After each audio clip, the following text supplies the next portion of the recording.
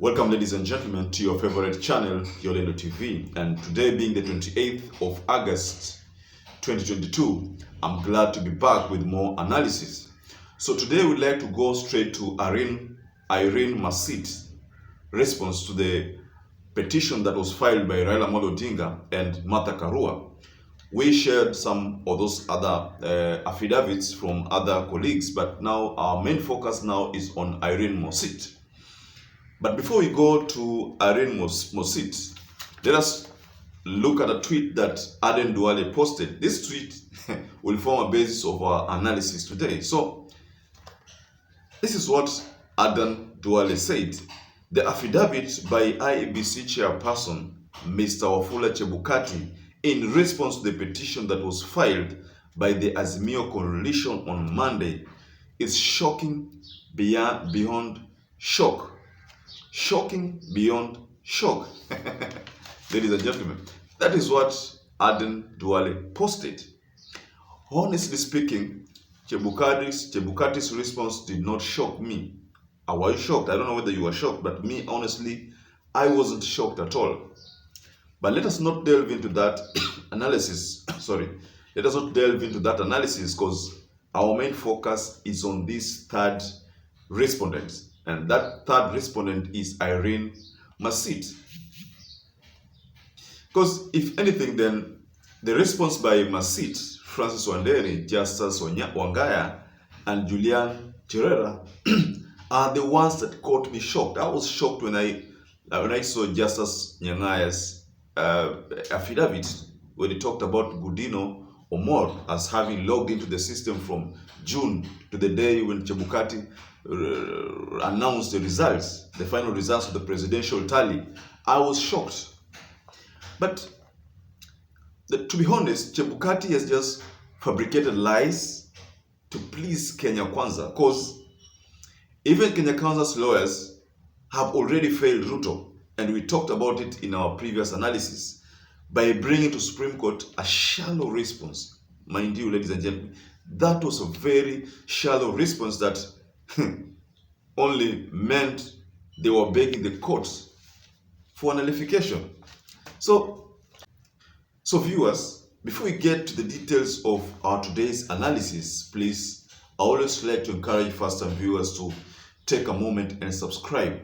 You can like, you can give us you can hit the notification bell so that every time we upload such meaningful videos, you will always become the first person to get notified. So, ladies and gentlemen, IRENE Masit was the third of the four dissenting commissioners to file an affidavit at the Supreme Court. And once again, Chebukati's conduct has been exposed. And you heard what Chebukati did.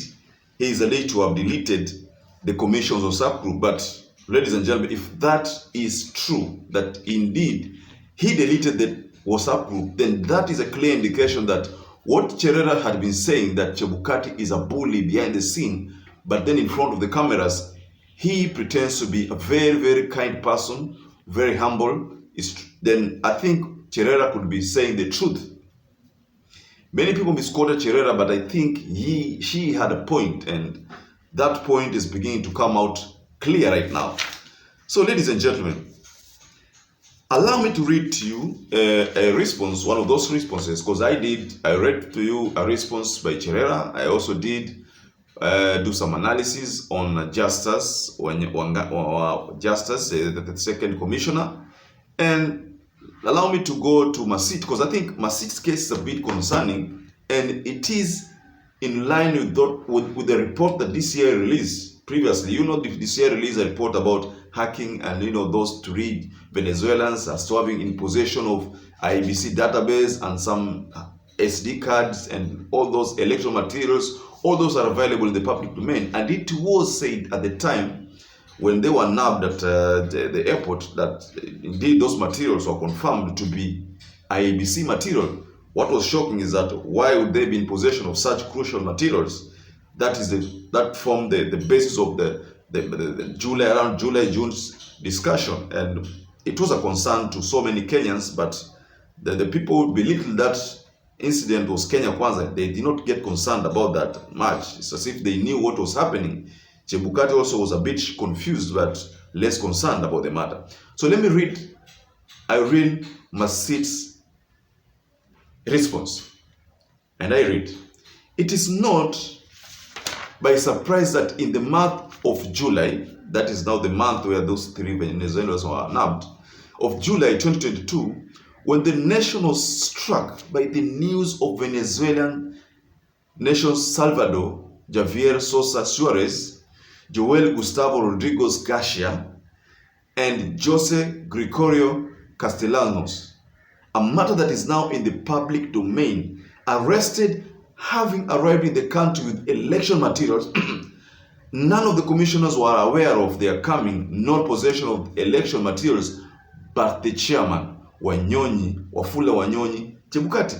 So, before I continue, what IRENE Masit is trying to say is that the only person who was privy to that information was Wafula Chebukati about the arrival of the 3 nationals. And they kept issuing conflicting statements. And I think in Cherera's case, affidavit, he said that most of the things were happening without their know-how. This is one of them. And when Chebukati kept releasing in statements which were not confirmed, verified, it already created an impression that the commission was not united. So let me continue. The chairman indeed went out public to defend the foreign nations when the commission did not even expect the election materials at the time, thereby depicting the true person of the chairperson of the IEBC, singly usurping the powers of commission, albeit illegally and unconstitutionally. So, if I can take you back a bit to Cherera said that Wafula Chebukati assumed 3 roles. He assumed 3 roles. And all these 3 roles are confirmed in the affidavit of IRENE Masit, that he used to do things unconstitutionally, illegally. You see? So, the statement goes further and says that this is what Masit again claims, that the claims that Chebukati made by when he said that the 4 of these 4 dissenting commissioners attempted to force a runoff is false, misplaced, and barbaric. That is what IRENE Masit terms as those statements that were made by Wafula Chebukati. I started off by saying that Aden Duale said that the affidavit or the response that Wafula Chebukati made yesterday was shocking.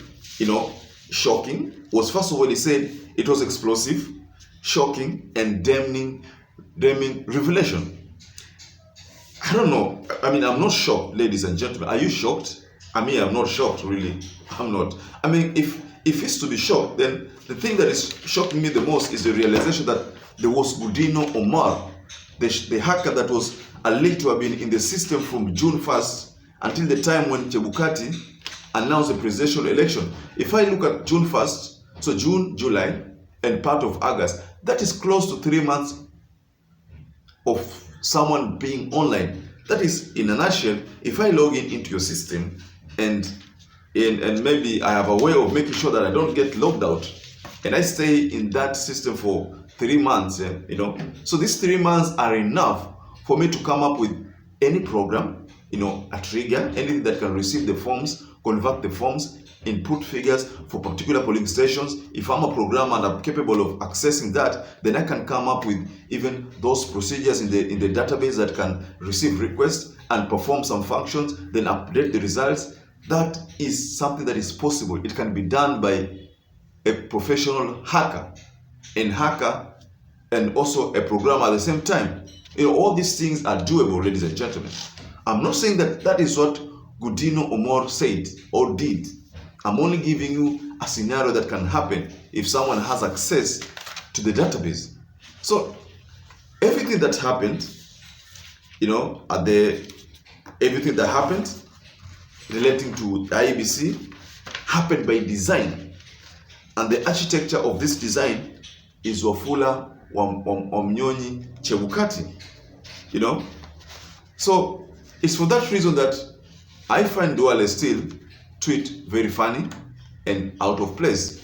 So ladies and gentlemen, I was just sharing some of those responses and a response from IRENE Masit, because that response has really caught my attention, and I deemed it necessary for you, ladies and gentlemen, to have a glimpse or to have a clue of what Masit posted. And ladies and gentlemen, to be honest, that affidavit could roast Wafula Wamnyonyi Chebukati.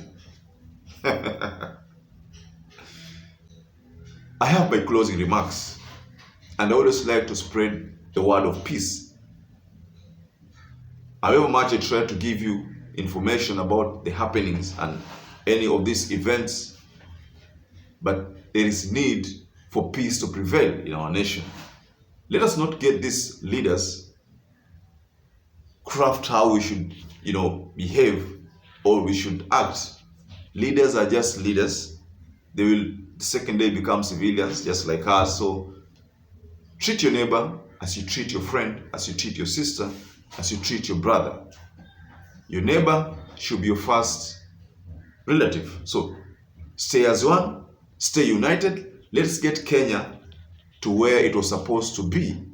The journey has just started, and is a journey of 1,000 miles. But the journey of 1,000 miles starts with one step, and that step is you treating your neighbor as you treat yourself. So ladies and gentlemen, perhaps if you're watching our channel for the first time, take a moment and subscribe. You give us a like. You can hit the notification bell so that anytime we upload such meaningful videos, you will always become the first person to get notified. So ladies and gentlemen, allow me to wind up there, and until we meet again, please stay safe, stay blessed.